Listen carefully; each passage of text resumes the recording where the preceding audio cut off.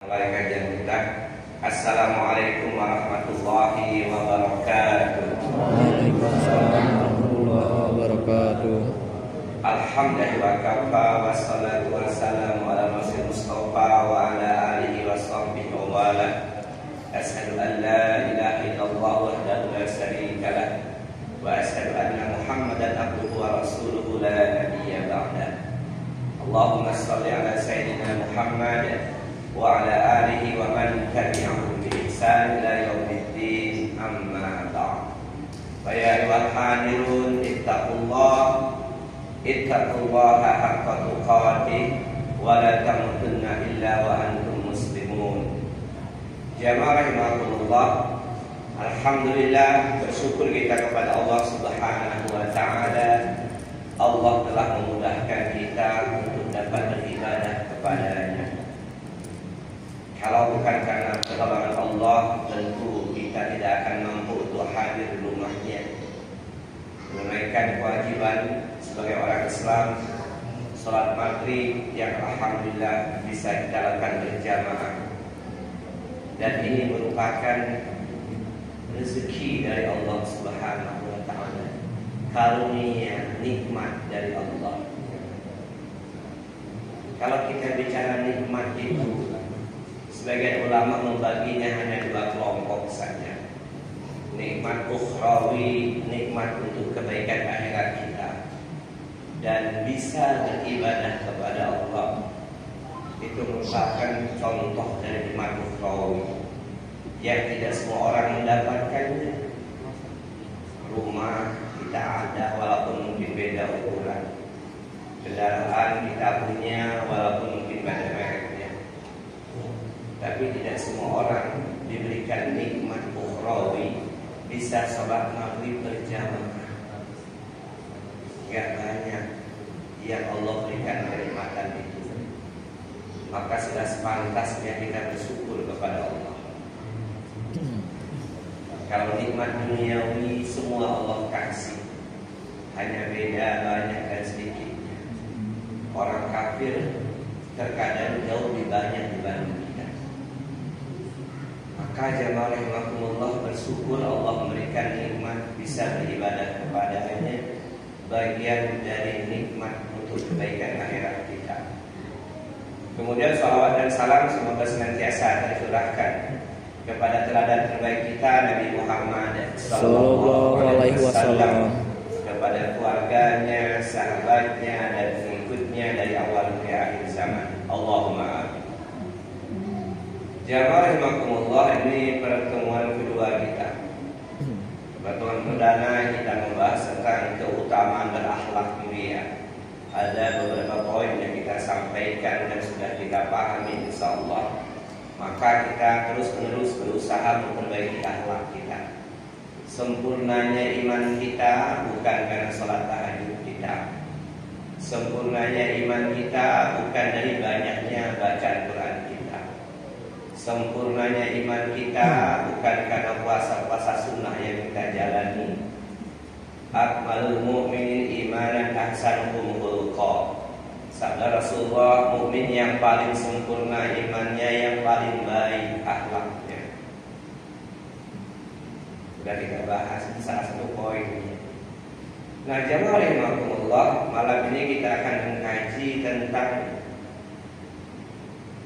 kejahatan kepada manusia. Karena nanti sengketa yang paling berat di negeri akhirat itu sengketa dengan manusia. Kita kaji untuk bahan evaluasi bagi diri kita pribadi. Karena ngaji itu lebih penting, pokoknya itu ifda binafsik, perbaikan diri kita, bukan untuk memvonis, menilai, mengevaluasi orang lain, enggak. Kalau kita ngaji itu, makanya pertama kita tujukan kepada kita, bukan kepada orang lain. Kemudian ilmu itu tentu kita ajarkan kepada istri dan anak-anak kita, karena mereka tanggung jawab kita. Jamaah rahimakumullah, kita akan bicara tentang kezaliman. Judulnya kezaliman.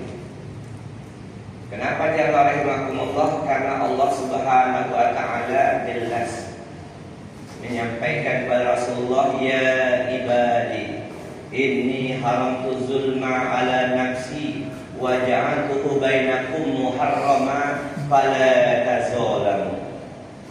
Wahai hamba-hambaku, sesungguhnya aku haramkan kalian berbuat zalim kepadaku, kata Allah. Ini hadis qudsi. Dan janganlah kalian berbuat zalim antar sesama kalian. Wa ja'altu bainakum muharrama, aku haramkan kalian saling berbuat zalim. Wala tazalamu, jangan kalian berbuat zalim. Nah, jamaah rahimakumullah, terkadang kita memahami zalim itu perkara besar. Membunuh, memukul. Padahal dari hal yang paling sekecil apapun, itu adalah sebuah kezaliman yang menyangkut hak manusia. Tentu dalam klasifikasinya Al-Imam Hasan Al-Basri rahimahullah membagi kezaliman itu dalam 3 kelompok. Yang pertama, zalim kepada Allah, puncaknya adalah kesyirikan. Yang kedua, zalim terhadap diri sendiri, meninggalkan kewajiban sebagai orang Islam. Dia mengaku muslim tapi dia tidak sholat. Dia mengaku muslim tapi tidak puasa Ramadan. Yang ketiga, zalim kepada makhluk Allah. Yang nanti levelnya, yang pertama zalim kepada manusia yang kita kaji malam ini. Nanti zalim kepada makhluk Allah yang lain, zalim kepada hewan, tumbuhan dan alam semesta. Jadi kalau kita bicara kezaliman, tentu kata Imam Hasan Basri 3 kelompok itu mesti kita perhatikan semua. Karena waktu kita terbatas dan ini pun hanya kulit-kulitnya saja. Kita akan bicara kezaliman kepada manusia. Zalim kepada manusia melakukan atau bertindak atau sesuatu yang di luar koridor kebenaran. Zalim kepada manusia bisa dilakukan dengan lisan kita yang paling enteng, paling mudah, dan yang paling banyak melemparkan anak cucu Adam ke neraka itu ada pada lisannya, pada mulutnya, pada pembicaraannya. Aksarul khotoya bani Adam fi lisanihi, kata Rasulullah. Paling banyak dosa anak cucu Adam itu ada pada lisannya. Yang terkadang orang menganggap biasa, mencela, menghina, mengumpat, ghibah, meremehkan. Alah, segitu aja nggak bisa. Imamnya kok bacanya tak jelas sih. Setelah kita bahas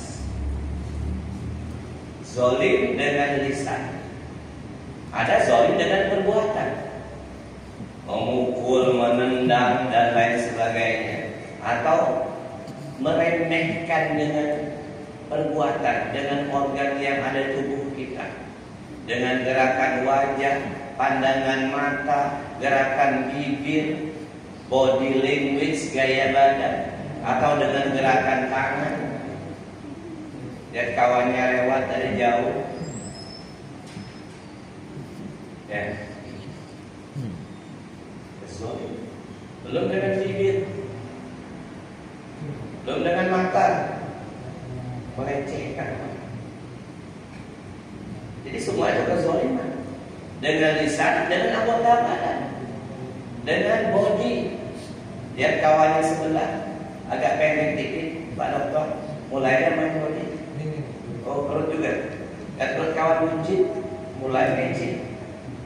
Lihat kawan berjenggot, Lihat kawan celananya cingkrang, sarungnya naik, nah kamu cepat benar pertumbuhannya. Menghina, melecehkan, orang sedang mengamalkan sunnah rasul, diremehkan, dilecehkan, direndahkan.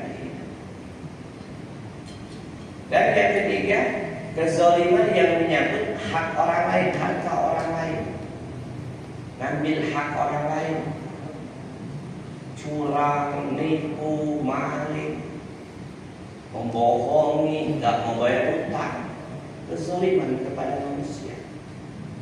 Jazakumullah. Jadi kalau kita bicara kezaliman kepada manusia, alangkah banyak jenisnya yang terkadang kalau kita nggak belajar, kita anggap biasa, bukan kezaliman.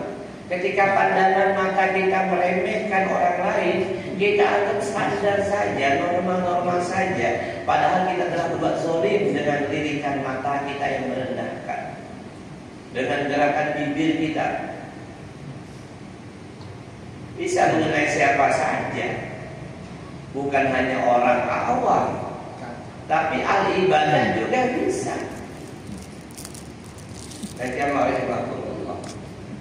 Maka kalau kita nggak belajar, jelas semakin banyak kezaliman yang kita lakukan.